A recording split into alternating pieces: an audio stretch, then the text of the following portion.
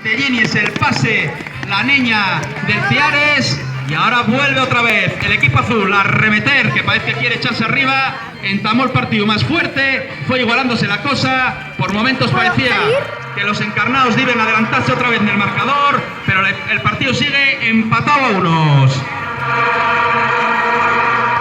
Otra vez Daniela va a sacar el FAO. Qué bien Daniela, jugando un Curtio, pero la presión de los encarnados vuelve otra vez a cortar el Suegu. Oh, bien Daniela, echándola atrás, pelota ya en el palo. Movióse la portería del Trayazu que ahí pegó. Hay que poner la portería en su sitio. Los azules que vuelven a remeter y a punto de meter el segundo gol. Climent, pelota arriba, Daniela que la desea pasar. Va a ser pelota para los azules. Pelablinga izquierda. Y Daniela la que suega al centro. Cuidado, presión en encarnados arriba. Climent no pudo llegar a la pelota, pero va a ser de todas maneras para ellos. Siguen echándose arriba. Siguen agarrando terreno. ¿Quién saca? Pues no, saquen azules.